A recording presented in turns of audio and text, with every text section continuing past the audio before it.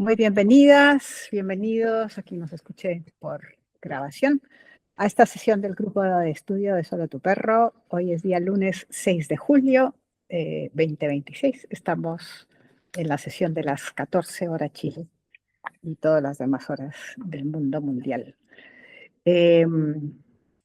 Gracias por estar acá. Vamos a trabajar hoy sobre esta revisión, un trabajo de revisión del año 2022, perdón, del año 2018, ya son 8 años desde que se escribió esto, de un equipo de investigadores que conocemos bien en este grupo, es Marcello Siniscalchi, Serenella Digneo, Michele Minuno y Angelo Quaranta. Son autores que hemos estudiado abundantemente y a mí me ha parecido interesantísimo encontrarme con sus mismos textos que nosotros ya tenemos trabajados en la bibliografía. El tema de las revisiones no podía ser otra, comunicación en perros. Está publicado en Animals y como todos los artículos de Animals y de las revistas indexadas que estamos trabajando, ha pasado por una revisión ciega de pares que han hecho sus observaciones al primer borrador del 30 de junio y después de haber corregido ese borrador, los autores volvieron a entregar el 28 de julio y el 31 de julio los editores de la revista publicaron el artículo. Como sabemos, es una revisión y por tanto lo que hacen es recoger todo lo que se ha escrito hasta ese momento, 2018, sobre comunicación en perros y hacen una segmentación del texto hablando por, primero una introducción, como siempre, muy cortita en este caso, y luego van dando paso a los distintos canales perceptivos de los perros. Canal visual, comunicación visual, el segundo, canal acústico, canal olfativo y por último canal táctil. Y luego hacen sus conclusiones breves. Y tiene la peculiaridad de este artículo que presenta fotos que luego ellos mismos van analizando de acuerdo a las cosas que están escritas.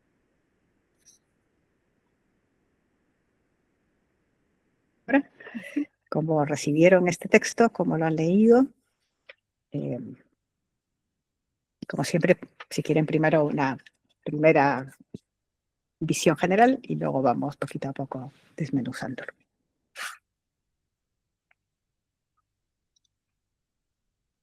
¿Quién toma la palabra? ¿Paola? Bueno, parte del principio lo comentaste vos, que van atravesando, van en realidad evaluando diferentes tipos de canales de comunicación. Me parece muy interesante también que dedican una parte a hablar de algo que a mí me interesa un montón, que es la parte de lateralización cerebral. Que yo de hecho la primera vez que lo escuché fue con estas personas, así que fue como un repaso de cosas. Me parece interesante que hayan hecho una revisión de las cosas que fueron publicadas hasta el momento, pero algo que también me parece muy interesante es que mencionan también cómo la domesticación y nuestra interacción con ellos ha ido formando, me sale en inglés la palabra, shaping, dándole forma a los canales, a las maneras de comunicar que tienen los perros. Yo qué sé, eso me parece como un resumen muy rapidito, porque básicamente lo dijiste vos, Carmen, que van a través de los diferentes tipos de canales de comunicación y cuáles son las interpretaciones que se les pueden dar a cada uno. Y también hacen esta diferencia de cuando el perro se comunican entre perros y cuando la comunicación es perro-humano, humano-perro. Y eso. Muy interesante esa observación sobre la evolución, ese comentario evolutivo, ¿no? Como efectivamente la manifestación comunicativa de los perros se ha moldeado al lado nuestro, al lado de los humanos, ¿no? Y se nota en que usan de manera distinta ciertas cosas, como iremos viendo más adelante. Si se están hablando con perros, lo hacen de una manera, y si lo están haciendo con humanos, es de otra. Muy bien, gracias. Saben que a nosotros nos cuesta más entender, somos más lentos. Seguro, seguro. ¿Sí, Caro? Que te veo con ganas de hablar. Siempre me ves con caras de hablar. Bueno, lo dijeron ya. La verdad es que el texto está bastante simple, bastante fácil. Las fotos ayudan muchísimo. Me pareció súper interesante que las incorporaran porque no en todos los artículos tenemos acceso a ese material que es de lujo. Y en muchas hacen ahí la referencia de que además se dieron el trabajo desde el video lograr capturar una imagen. Entonces se nota que hay como trabajo y detalle detrás del artículo. Y me gustó también el hecho de que ya hemos leído muchísimo de lo que ahí se comenta y cosas que también hemos podido experimentar, ¿no? De alguna forma con nuestros propios perrunos en la casa, en cómo se comunican, qué cosas o qué formas usan. El tipo, me llama a mí mucho la atención el tipo de ladrido, que cambia, de verdad que cambia muchísimo cuando lo usan con sus pares a cuando lo usan con nosotros. Y el tema del tacto, porque si bien no son perros de utilizar, o sea, los perros no son tanto de utilizar el tacto, cuando la comunicación es hacia el humano, sí la usan. Y por ahí eso me pareció súper interesante, dependiendo obviamente del perro, del contexto del individuo. Y aquí caen todos los depende, que siempre me gustan mucho rematizar. Al final la conclusión es esa, que en verdad depende mucho del individuo, del contexto y que no podemos generalizar una cola alta, una cola en movimiento, una oreja agachada, significan X, sino que nos tenemos que meter un poco en el contexto y en la situación de ese individuo, en ese día, en ese momento. Entonces, nada, una maravilla, ¿verdad? Está muy, muy, muy. Sí, eso que mencionas sobre la cosa contextual, sobre la interpretación contextual, también me gustó a mí mucho, y la subrayan al final, ¿verdad? No hay hay una cierta necesidad hermenéutica cuando vemos a los perros, ¿no? Hay que hacer una interpretación de lo que vemos en función de todo lo que está ocurriendo alrededor y del aprendizaje anterior, las costumbres, etcétera. Y luego sobre lo que dijiste de la parte táctil, una de las cosas que me llamó la atención a mí es que justo ese fue un añadido del artículo entre la entrega del 30 de junio y la publicación del 31 de julio, porque uno de los revisores, me di el trabajo de revisar las notas de los revisores, que me encanta esa parte cuando aparece, era justamente que porque habían desglosado todas las, tres canales comunicativos y no habían hablado del táctil, y que sería interesante añadirlo. Entonces ellos al final lo añaden. Así que está re bueno eso. Muy bien. Pri. Hola chicas, ¿cómo están? Bueno, A mí lo que me pareció que es la primera vez que leo, ¿no? Que hacen esta similitud con la intención de la comunicación, de quien manda el mensaje a quien lo recibe. Eso me parece que está más relacionado con la comunicación humana. Pero entonces acá también lo que dicen es que el perro en realidad al comunicar, ya sea a sus congéneres o hacia los humanos, la intención que utiliza es diferente, no lo hace de la misma manera. Entonces, eso me parece que también es un punto para tomar en cuenta, porque, y también para aprender y no malinterpretar qué es lo que está queriendo decir esta cola o estos ojos, ¿no? Porque también hace como un resumen de las hojas los ojos grandes, chicos, las orejas para atrás, para adelante, la cola alta, baja, el cuerpo más inflado, menos inflado, se agacha, no se agacha, ok, pero atrás de todo eso hay un sistema límbico, ¿no? Atrás de todo eso hay una intención de decir, mira, esto me molesta, no me molesta, me pone feliz, me pone triste, no me gusta, me siento amenazado. Entonces, es como una visión un poco más completa, ¿no? Y después, otra parte que también, eso sí, lo fuimos viendo más adelante, pero cómo es que el perro le hace más caso a lo que le indica a los gestos humanos que a su propio, o sea, a su propia, como su propio análisis, ¿no? Eso siempre me llamó la atención. ¿Cómo es que confías más en alguien que capaz se puede equivocar cuando tu olfato, por ejemplo, te está diciendo, no, esto es acá, ¿no? Eso también es como tirarse la pileta vacía, ¿no? Es decir, y esa decisión la toma el perro, porque además el perro sabe que está mal, pero así todo, ¿no? Esa parte es como súper, para mí, como súper increíble. Ok. Si te parece, cuando lleguemos al olfato, volvamos a sacar ese puntito para comentarlo, porque nos va a dar comentario. Pablo, un segundín.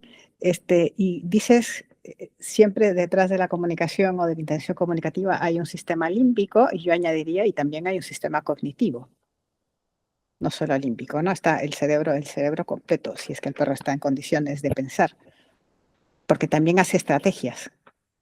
Te miro a ti y miro la salchicha para que me des la salchicha. Eso no es límbico estrictamente, eso es cognitivo, ¿verdad?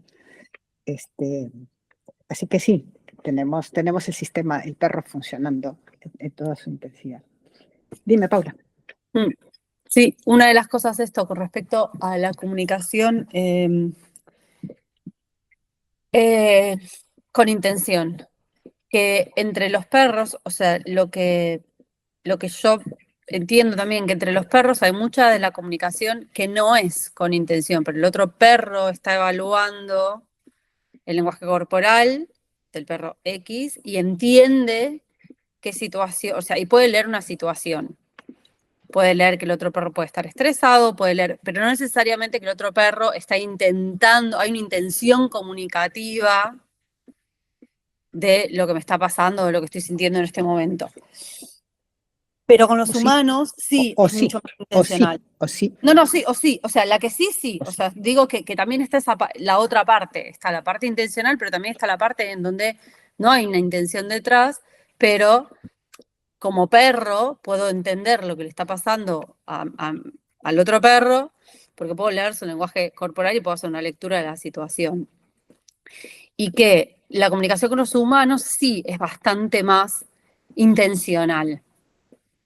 O sea, es intencional y que también gracias a esa flexibilidad y esa habilidad de los perros de haber podido generar esa comunicación con nosotros, es que, bueno, al final es algo que plantean, que tan exitosa la relación o el vínculo social de los perros con los humanos, gracias a esa flexibilidad y esa capacidad que ellos tienen.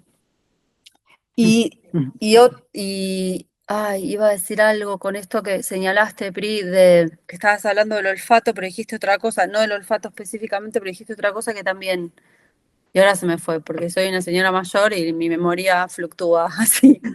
Y es de noche por ahí. Ya me va a venir, Ya vendrá. Sí, sobre lo intencional y lo no intencional también creo que van a salir cositas ahora que empecemos a picar fino. Solo a mí me gustaría, desde el punto de vista de comunicación, como yo me dedico a la comunicación humana, durante toda mi vida me he dedicado a la humana, entonces también en nosotros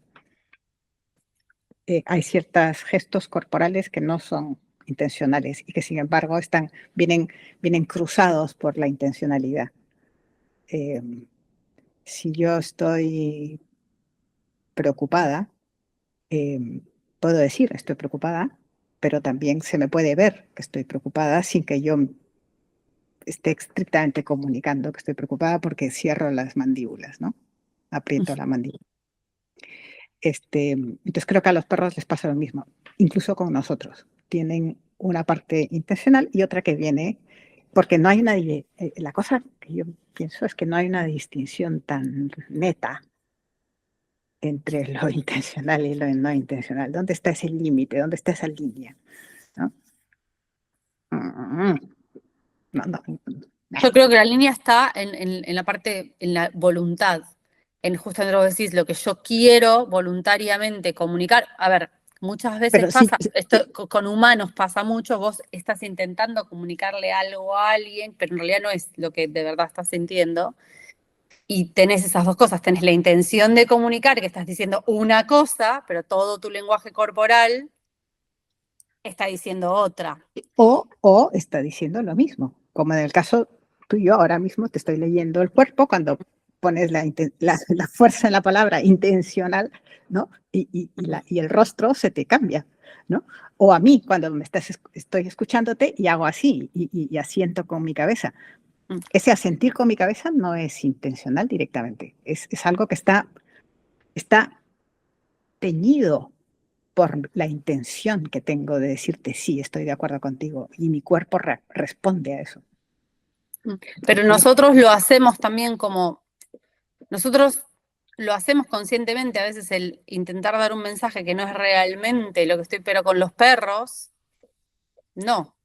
Ok, perfecto. La No, en eso intencionalidad estamos de acuerdo. Nosotros podemos va, mentir claro. y habría que ver si ellos pueden engañar de algún modo. A lo A mejor ver, sí. A lo mejor como que estrategia sí. yo lo he visto, que sí, que lo hace. O sea, yo he tenido una perra que se acercaba a mí a propósito con un lenguaje corporal X para que la otra perra viniera a ver qué está pasando y quitarle la cama. Claro. Entonces, eso es una estrategia, Ujú. ¿no? Yo puedo mentir por estrategia, sí. Y los perros también, sí. Ok, pero muy bien, no nos enredemos ahí, vamos, me encanta esta cosa, vamos directo si quieren a la introducción. Y si alguna tiene allí algún subrayado particular que quiera poner en evidencia, ahora es el momento. Sí, yo tengo uno en la Dale. parte de comunicación visual. En la parte que habla de cómo cuando producimos cambios en la anatomía, la morfología, cómo se reducen, está en el punto 2, cómo se reducen la capacidad de comunicación de diferentes razas. Y da el ejemplo, por ejemplo, de los braquicefálicos, que pierden la flexibilidad de poder mostrar diferentes expresiones faciales, o los perros que tienen las orejas todo el tiempo erguidas. Estoy haciendo como una traducción on the fly. Por eso Sí, perdón, pero entonces te pasaste ya a Visual Communication, al punto 2, Sí, eso comunicación no es la... visual. bueno, sí, perdón, pensé que toda esa parte iba como de No, introducción, yo perdón. estaba primero, si me permites un segundito, vamos ahora inmediatamente ahí, pero si alguien, no sé si Pri o Carol tienen algo de la introducción misma.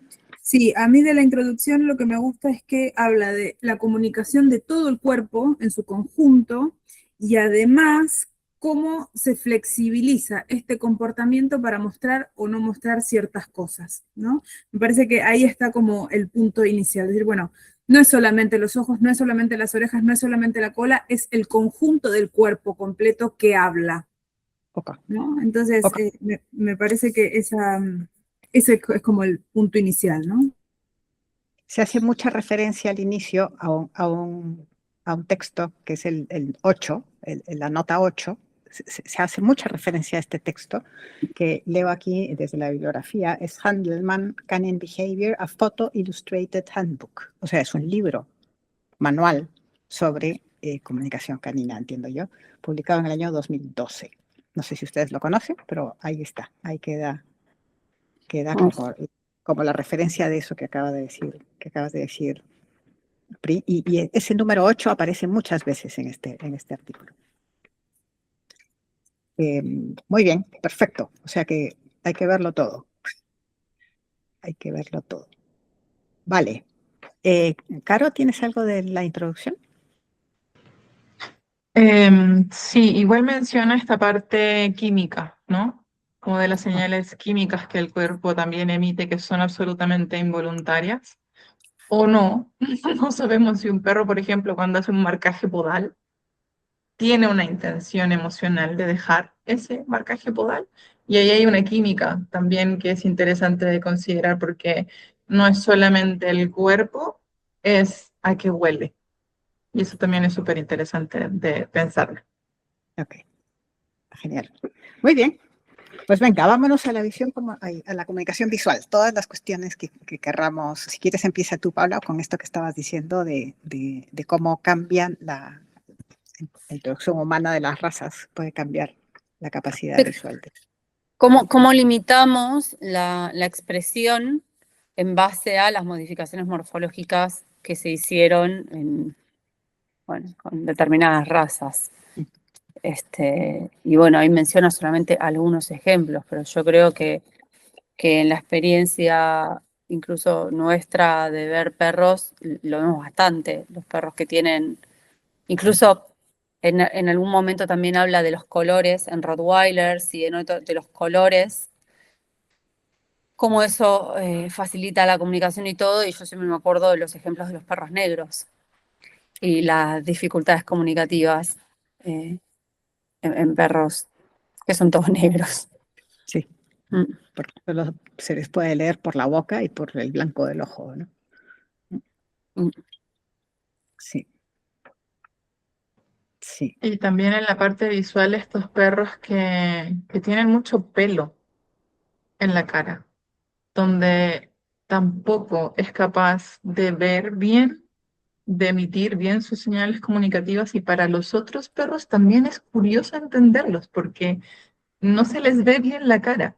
Entonces siempre me acuerdo de Hugo en Clave de Can que dice, por favor, hagámosle ahí una pequeña ayudadita a nuestros perros porque en verdad facilita mucho la comunicación y muchos problemas de esos perros o de esos individuos en la calle, sobre todo con otros perros. A veces mejora mucho cuando tenemos esta posibilidad de despejar un poco la visión y que ese perro se pueda comunicar y pueda ser entendido también por el otro. Que también hay un puntito. Y en esos perros peludos también ocurre que a veces se tapan tanto las orejas que no puedes ver el movimiento de la oreja casi, ¿no? Es difícil distinguir.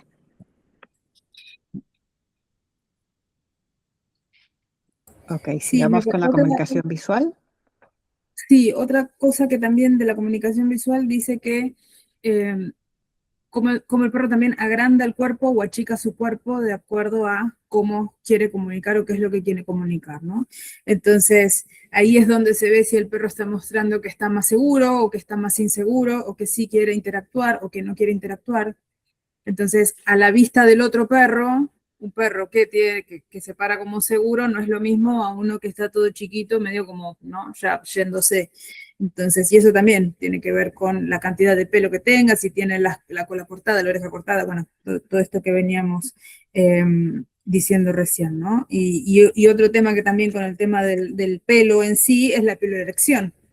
Eso, si es un perro muy, muy, muy peludo, eso no se ve.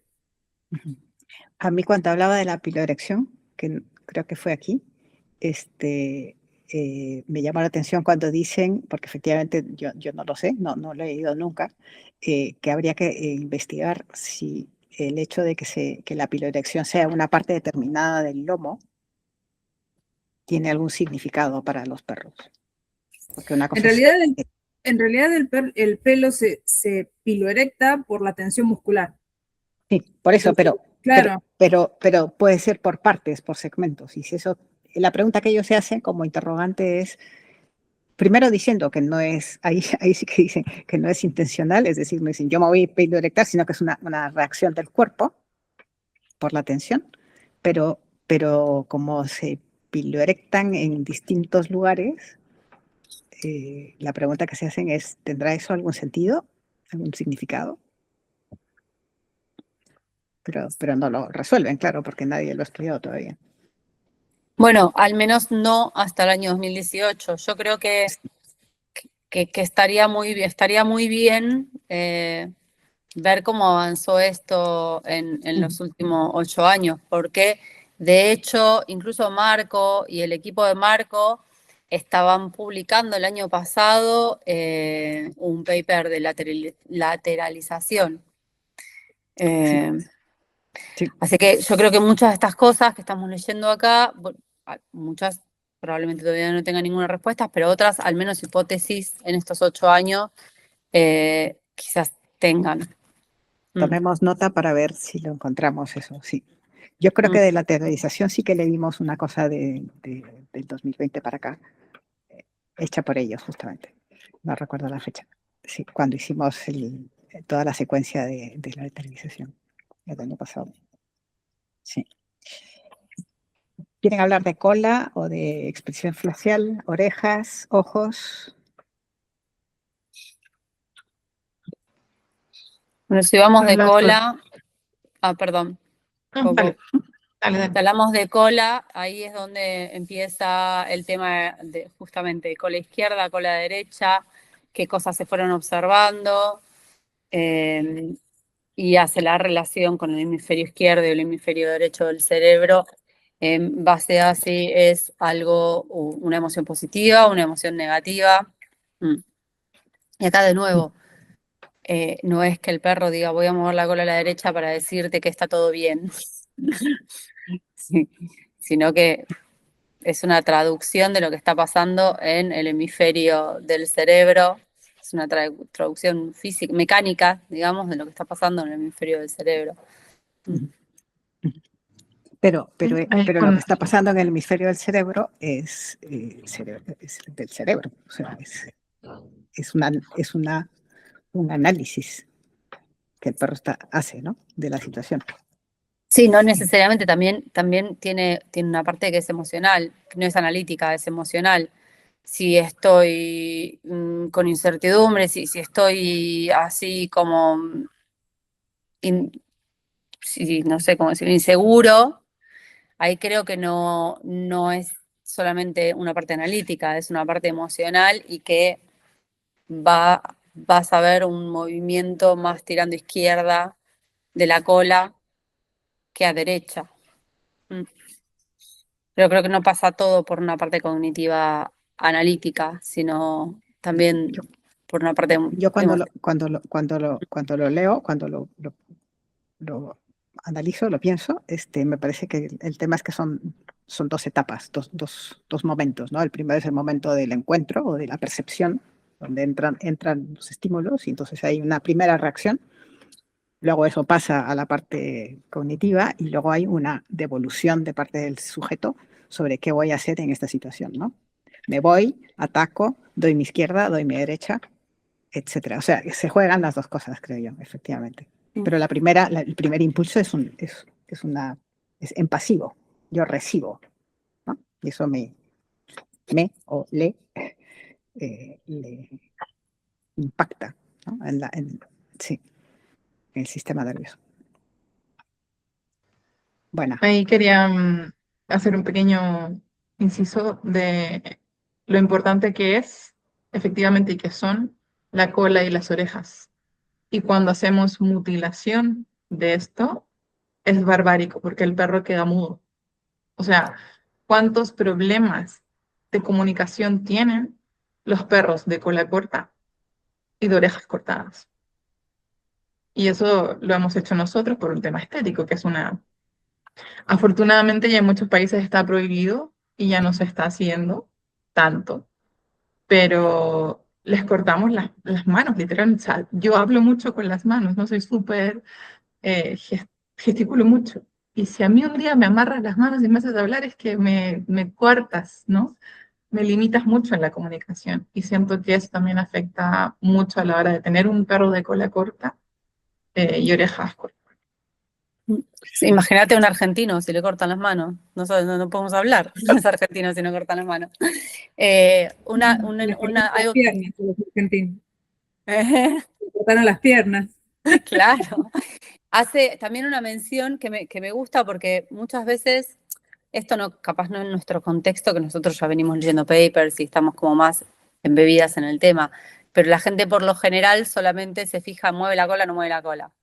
O mueve rápido la cola, no, pero justamente da como varias pautas: velocidad, amplitud, la altura, rigidez, dirección. O sea que el movimiento de la cola en realidad son como 5 o 6 factores a evaluar. Mover cola. Mover cola es todo un catálogo de diferentes cosas y encima ni siquiera eso, porque no es que cada vez que tengo esta combinación, esta exacta combinación de estas 5 cosas en esta intensidad, en esta altura, ¿no? Significa lo mismo, no, porque eso va a depender del contexto, del historial de ese perro, del individuo, de la situación, de qué vino pasando antes, de qué...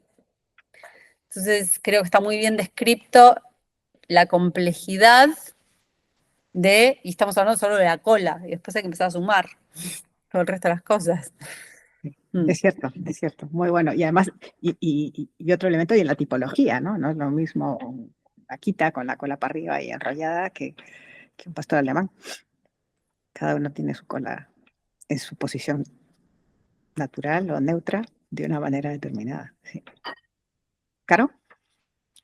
Gracias, Paco. Y una última cosita que no quisiera dejar de mencionar es en relación a la visión del perro, el ángulo de la mirada.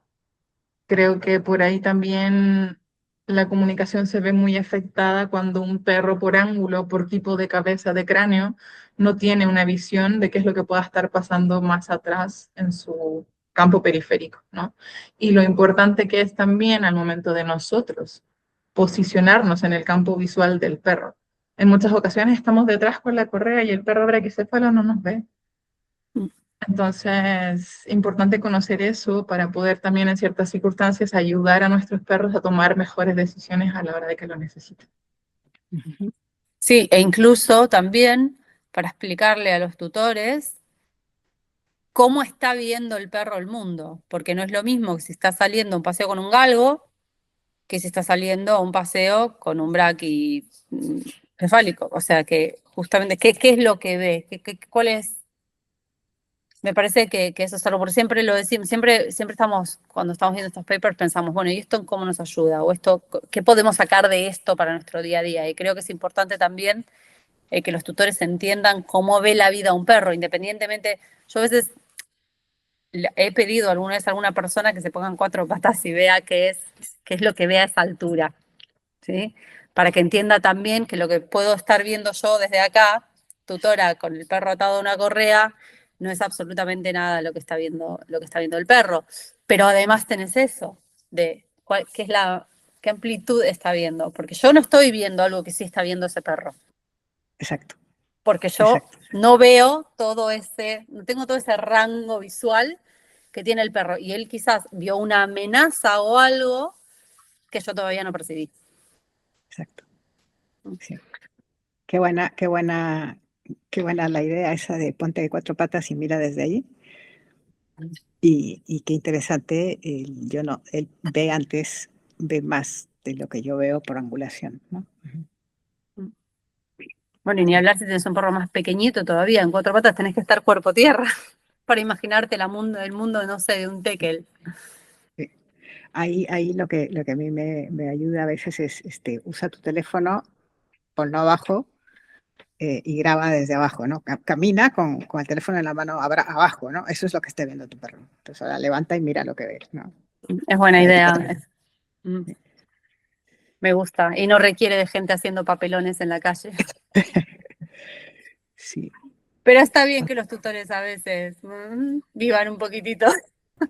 Mira, yo no estoy tan en desacuerdo con la idea de las 4 patas, ojo. Capaz que un par de veces probar no estaría mal, Yo esa parte de la sensibilidad sí que la hago con la correa, ¿no? Digo, coge la correa, imagínate que tú eres el perro, ahora imagina que yo soy tú haciendo así, entonces doy el tirón, ¿no? Solo en la mano. ¿Y cuál es la diferencia entre dejar la correa totalmente flácida, donde tú no sientes que yo vivo, y esa otra correa ligeramente en tensión, que yo le llamo la mano en el hombro, ¿no? Y eso sí que lo hago con el tutor con la correa en la mano, ¿no? En el living de su casa. Ya, sigamos. Ojos. ¿A dónde llevan los ojos los perros? Hay un par de artículos sobre eso, hacia dónde miramos nosotros inicialmente y hacia dónde miran ellos inicialmente. cómo no miran en directo a quien quieren evitar, Sí, en ¿no? realidad miran más al sector de la boca, o sea, no se encuentran ojo con ojo. Y si en algún momento llega a suceder como esta confrontación, algunos siempre desvían la mirada. Y en realidad lo que miran es la boca, porque la boca también le va a marcar si hay tensión, si no hay tensión, si está más flojo, si no está más flojo, si está en forma de C o está en forma de pato. Entonces ahí también es donde en realidad la comunicación empieza cuando ellos empiezan a conocerse en U, en forma de U, no en forma directa. O sea, no es normal para el perro ir a mirarlo a los ojos directo al otro. Entonces siempre porque naturalmente el perro también quiere evitar conflicto, entonces siempre va a haber uno, o sea, el que mejor habilidades sociales tenga, va a ser el que va a desviar la mirada, el que va a evitar la confrontación, ¿no? Eh, pero está buena, hace como una clasificación, ¿no? De los tipos de miradas que hacen, ¿no? Si hace la mirada de lleno, si pone los ojos de ballena, si medio como que te juzga, ¿no? Como que hace cierra un poco los párpados y te mira así como que te está juzgando, ¿no? Y eso también dice que es parte de la expresión de la tensión que existe en la comunicación, ¿no? Y creo que una de las cosas que más hemos mal interpretado ha sido los ojos de ballena, ¿no? Dice, ay, mira qué bonito, me está mirando así con sus ojitos redonditos, y en realidad te está diciendo correte porque, o sea, esto ya no da para más. Entonces, un poco también me parece que las películas, ¿no? Han hecho esto de los ojos redondos, así como llenos de ilusión, y la verdad es que el ojo de ballena es sumamente peligroso, porque te está diciendo un montón de cosas, te está diciendo cortala, porque esto ya listo, suficiente, y bueno, y después ahí sí empieza a añadir todos los demás aditamentos, ¿no? De entre la cola, el cuerpo y qué sé yo, pero me parece que el ojo de ballena ha sido como el peor que hemos interpretado. Eso y la boca hacia atrás, las comisuras atrás, ¿no? Como si fueran sonrisa cuando son tensión. Pablo. Sí, y con respecto a lo del ojo de ballena, que tenemos, bueno, un muestrario enorme en videos de Instagram y de TikTok, de gente con sus perros con ojos de ballena. Hay material ahí para tirar para el techo. Una de las aclaraciones que hace también es cómo entre perros se evita esta mirada fija. Cuando una mirada fija, cuando una mirada prolongada es una señal más como de amenaza, como de desafío, cuando es entre perros, y cómo es tan diferente, cómo le sostienen sí la mirada a los humanos. Como a nosotros sí, nos sostienen la mirada, nos miran fijos, nos sostienen la mirada, algo que en una interacción perro-perro sería sumamente, no violento es otra la palabra que estoy buscando, pero como muy intenso. En Adversativa. realidad, con humanos no. Con humanos, o sea, nosotros vemos al perro staring, ¿cómo es? Fijando la mirada en nosotros, sobre todo si tenés algo que el perro... Y ahí es donde eso que decías tú al inicio, ¿no? Cómo la relación con los humanos ha hecho que cambiara su manera de comunicar cuando se dirige hacia nosotros, ¿no? Como ese es uno de los casos, y que va acompañado de ese otro famosísimo estudio y sus hijos del estudio de la mirada entre el perro y su referente. Cuando es afiliativa, supone una segregación o segregar oxitocina, ¿no? Así como la mirada del infante a su madre, que provoca bienestar en las dos partes, ¿no? Y eso está estudiado por Nagasawa, y luego replicado en muchos otros estudios, ¿no? Pero tiene que ver con eso que decías tú, Paula, al principio con perros es de una manera y con humanos es de otra manera. Es justamente lo opuesto acá, porque para iniciar interacción y para sostener una interacción hay una mirada fija en el humano, y que es lo que no harían para nada entre perros. Sí. ¿Claro? Ahí se me hace súper interesante igual el o sea, lo inteligente que son los perros, ¿no? Cuando el tutor, el receptor, no está entendiendo una forma de comunicación, el perro busca otra. Y hay perros que bien con el tutor la mirada no funciona, van con la pata, o van con el cuerpo, ¿va? O van con la vocalización. Tienen o buscan otra forma, otra herramienta para poder llamar la atención de ese individuo que la mayoría de las ocasiones creo que la mirada no está tan entendida. Y también hay perros que son de reojo y buscan cosas y piden cosas, y hay otros que se te plantan así como, hola, ¿me estás entendiendo? ¿Sabes?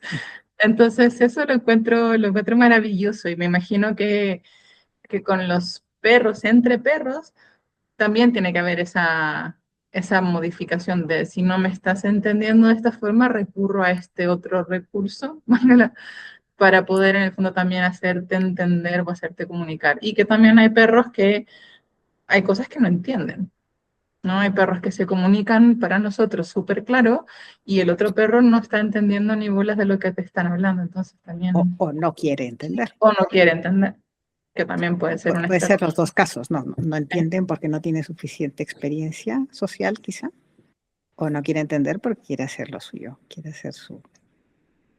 Sí, o porque, claro, no le importa mucho lo que tú me estás diciendo, yo quiero ir a... Claro. ¿sabes? Pero me gustan las distintas herramientas. Tengo una acá que siempre es con algo, ¿no? Como que ella aporta cosas. Y con esas cosas que aporta también se comunica y te llama la atención en distintas circunstancias. Entonces, pero son brillantes. Son brillantes. Sí, pero ¿por qué la mayoría de las veces, o hay algunas veces que no funciona la mirada? Vos pensás la distancia que hay entre sus ojos y nuestros ojos. Entonces, ahí ya tenés una diferencia enorme, que tenés que achicar para entenderte visualmente, o sea, esa distancia hay que achicarla. Por eso adhiero mucho a la teoría de Pau, ¿no? Esto de tirarte al piso y fíjate que ahí abajo de otra forma, ¿no? Pero además también hay que distinguir que la mirada humana no siempre es amigable. Entonces, si es una situación de tensión o en donde el perro tiene que llamar la atención por algún motivo, quizás no sea un contexto amigable, entonces ahí la mirada del humano cambia, que al perro no le gusta, y entonces ahí también puede ir a buscar otra forma, ¿no? Sí. O quitar la mirada, ¿no? Ahí sí trabaja como perro, ¿no? Perro con perro. No me mires así, no me gusta, ¿no? ¿Paula? Y esto que estás diciendo, Pri, también tiene hay otra observación ahí que también está. La capacidad que tienen para levantar información nuestra. No se comunican de la misma manera si el humano está mirando, si el humano tiene la cabeza girada o si los ojos del humano están visibles o no están visibles. O sea, eso también es otra cosa, no solamente es cómo van a comunicarse ellos, o sea, qué van a hacer con su mirada ellos hacia nosotros, sino esta capacidad de lectura de nuestra cara y de nuestros ojos para elegir una estrategia comunicativa u otra. Y eso también a mí me parece, vamos, a mí me parece una locura eso también. O sea, yo creo que entre humanos, ¿sabes? Creo, no, estoy segura. Yo lo veo en reuniones todos los días en el trabajo, la poca atención que los humanos le prestan a la cara de otros humanos antes de comunicarse, ¿sí? Y vos ves que estos tipos van a elegir una estrategia diferente en base a si vos estás dirigiendo la mirada, si estás con la cabeza girada, saben que te estás, o sea, si yo estoy mirándote o no te estoy mirando, y en base a eso voy a hacer A o B. Correcto. Los humanos estamos secuestrados por la pantalla, ¿no? Y por el ombligo, ¿no? Nada más, de uno mismo. Antes de las pantallas esto también ocurría. No, quizás no tanto, pero también ocurría, pero bueno, los próximos coaches de comunicación serán los perros, quizás es un buen negocio para los perros, enseñarle comunicación a los humanos. Bueno, chicas, nos faltan 15 minutos, estamos en la página 6 y no hemos salido y no hemos pasado todavía en todo el tema de la comunicación visual. Pero sigamos, solo lo decía para A partir de ahora abramos las verjas, abramos la puerta y comenten lo que quieran, da lo mismo de qué lugar del artículo, pero para que no se nos quede lo que más tengan en el corazón, si es sobre comunicación acústica o comunicación táctil, o comunicación olfativa. ¿Ah? Por favor, venga, que tenemos 15 minutos. Adelante. Es que hay un montón, ¿eh? Perdona, Pri. Hay un montón. Hay un pupurrí de cosas, porque desde el olfativo de los perros también, o sea, nos huelen, y nos huelen a distancia, y nosotros también olemos a estrés, a felicidad, a muchas cosas, ¿no? Y olfato lo hemos revisado un montón, y ya sabemos un poco de que en verdad el olfato de los perros es tremendo y que tiene muchísimas más habilidades y capacidades que nosotros. Y por la parte corporalidad, ahí también viene una cosa que siempre me llama la atención, es el tamaño y la forma de los cuerpos de los perros, que por ahí también cómo se comunican. Los perros que son, por ejemplo, los bulldog, que casi que no tienen cuello, entonces no tienden a lateralizar mucho la cabeza, se lateralizan enteros, es como un barrilito que va dando vuelta y comunicando. Y su forma también de comunicarse con otros perros es muy corporal, es muy de ir al choque, muy brusca. Y para muchos perros eso puede ser súper mal entendido y para otros puede ser la forma de comunicarse. Entonces también por ahí tienen estrategias de, no sé, son de verdad, tienen muchísimas cosas. Y por último, táctil. Nosotros somos muy táctil, el perro no es tan táctil. Y por ahí esto de que tenemos de ir a tocar siempre todos los perros en la calle o el perro que nos encontremos, analizar también que nos está comunicando ese perro, si efectivamente quiere o no quiere ser acariciado. Y ahí la comunicación es enseñarle a las personas y a los tutores a tu perro te va a comunicar de cierta forma si quiere o no quiere. La mayoría de las veces probablemente no quiera y hay que respetarlo. Porque nosotros somos de abrazar, de tocar, de acariciar y tal. El perro no.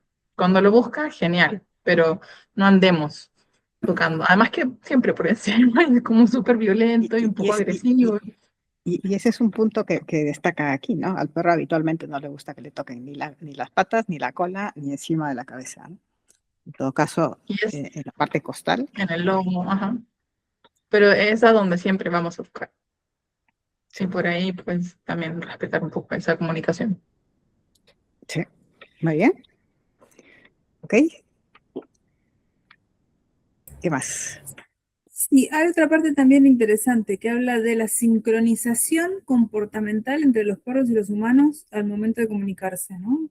Y que bueno, menciona unos estudios que se hicieron con referencia a eso y en comparación a perros de refugios que no sucede, ¿no? Entonces ahí es donde dice, no, la verdad es que cuando pareciera ser que cuando se establece un vínculo o hay una relación entre un humano y un perro, sucede esto también, ¿no? De la sincronización en diferentes contextos. Entonces, ahí yo me imagino situaciones, ok, a ver en qué situación puede llegar a ocurrir esto.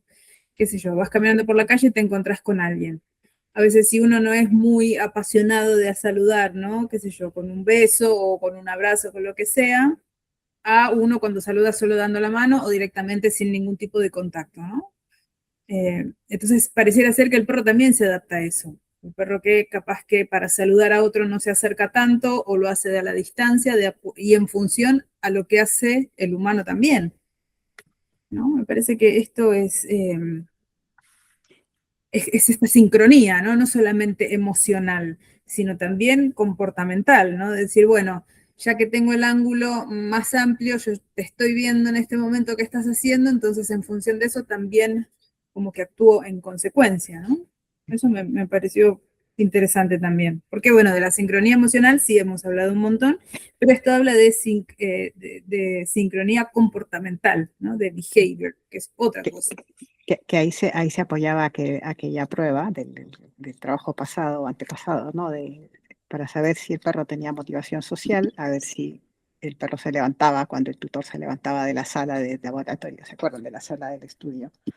Lo seguía a la otra sala estando frente al experimentado. O sea que de ahí nace esa prueba que ellos querían utilizar. más. Esto con respecto a bueno, lo de la sincronización a mí me pareció también muy interesante. Y además en un momento comenta, como cuando empieza a hablar de, no, casi como al final de la parte visual y todo, también si el humano es un humano conocido, si es un humano conviviente o es un humano no conviviente, desconocido.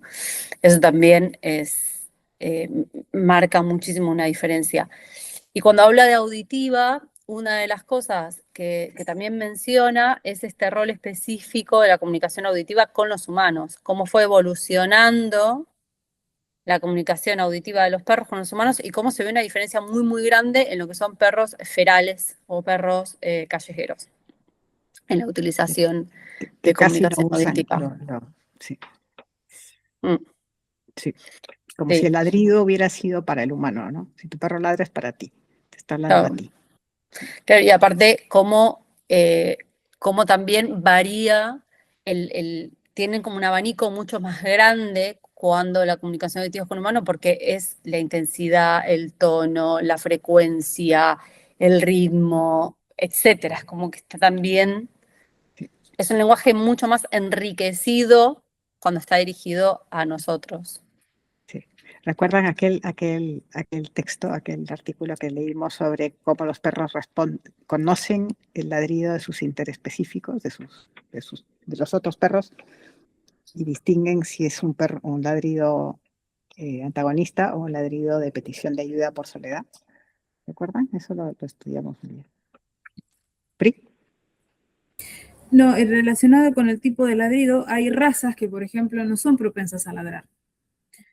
Entonces, eso también es importante, porque en realidad no es que, o sea, en el vínculo con el humano pareciera ser que no necesitan comunicarle mucho tampoco, ¿no? Porque entonces, y acá menciona al Yartey, al Chow Chow, al Basenji, que que casi que ni ladran, ¿no? Entonces, mientras que otras razas sí. Pero entonces también tendríamos que ponernos a pensar en esta selección artificial que hemos hecho para qué, o sea, por qué razón necesitáramos que un perro ladre más o ladre menos, ¿no? Entonces da el ejemplo de los perros, de los hunting dogs. Entonces me parece que ahí también tiene algo que ver lo de la selección artificial. Cierto. Pero igual fíjate que las razas que estás nombrando, que ladran menos, son razas que incluso son bastante más independientes de nosotros. Yo creo que pasa mucho por ahí, es un poco el me la pela, el tener que explicarte esto, humano. Es como, y también tenés, yo por ejemplo, la perra con la que yo convivo casi no ladra, pero aúlla. Es una mestiza y yo me juego una mano que es una mestiza de algún civet, de algún husky o algo así, porque ella no ladra, Aulla. aúlla. Ujú. Mm.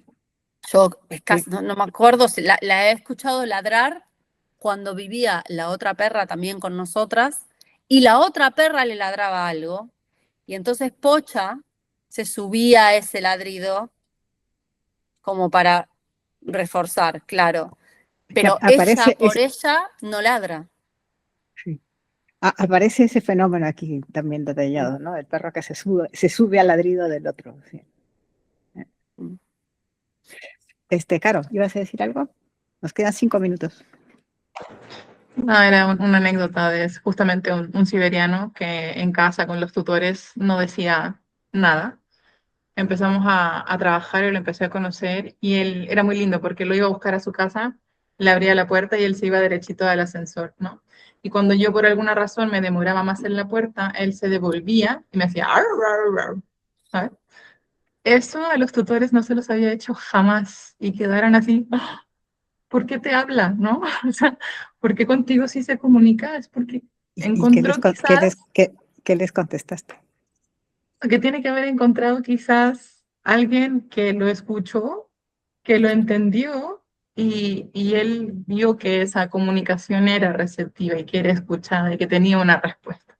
Y empezó a vocalizar mucho más y ya empezó a usarlo dentro de casa y empezó a pedir cosas. Entonces, la verdad es que esa evolución fue muy, muy bonita y que los tutores lo escucharan aullar o vocalizar por primera vez también fue muy bonito.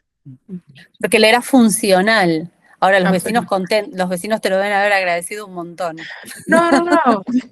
No lo empezó a hacer como estos que he visto en redes que son montones de siberianos aullando al mismo tiempo. Él solo era para ciertas peticiones y ciertas cosas, y particularmente en el ascensor era muy ya, apúrate por favor que necesito salir al baño. Ok.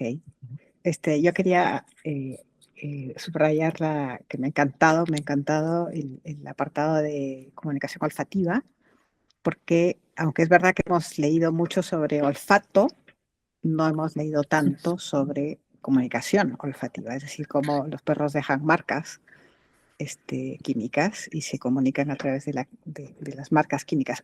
Acabamos de estudiar uno sobre ese asunto, pero son como contados con pinzas los que hemos visto, me parece. Y me encantó que estuviera aquí escrito, porque generalmente esta parte uno la encuentra en las formaciones entre profesionales, pero sin fundamentación, ¿verdad?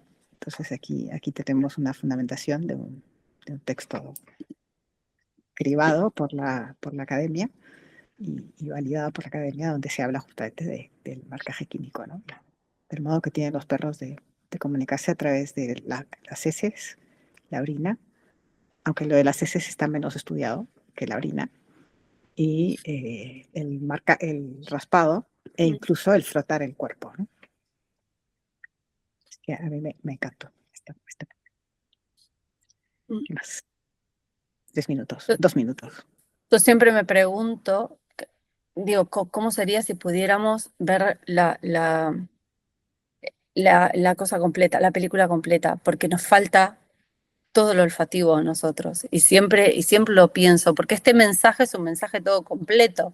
Es lo que decías, Carmen, antes. Los humanos, cuando damos un mensaje, cuando nos comunicamos con el cuerpo, con el tono de voz, con todo. Y el otro, claro, y el receptor lee o mira, evalúa todo eso.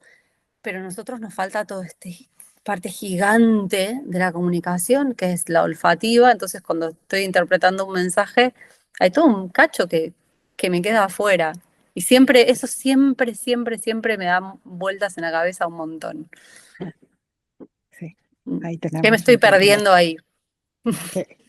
un tremendo hándicap. Sí. Hay una cosa que a mí me ha servido mucho y que lo he aprendido a través de la experiencia en la vida, es hacerle caso a tu instinto.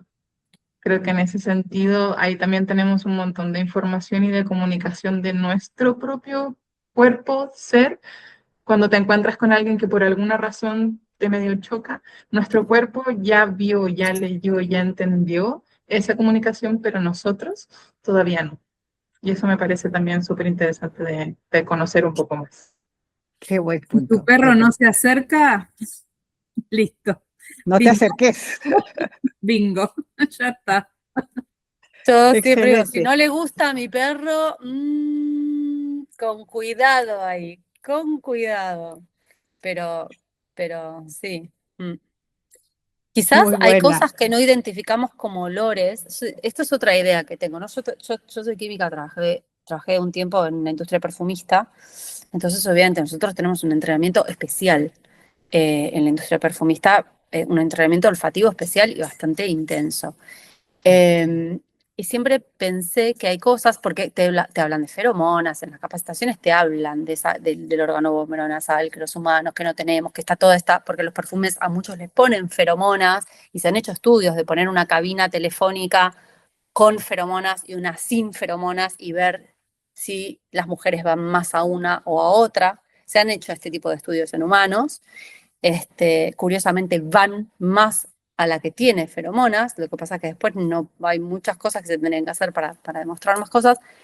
Y yo siempre pensé, ¿habrá algo que subliminalmente sí nuestro cerebro esté captando, aunque yo no lo sienta como un olor? Yo creo que sí.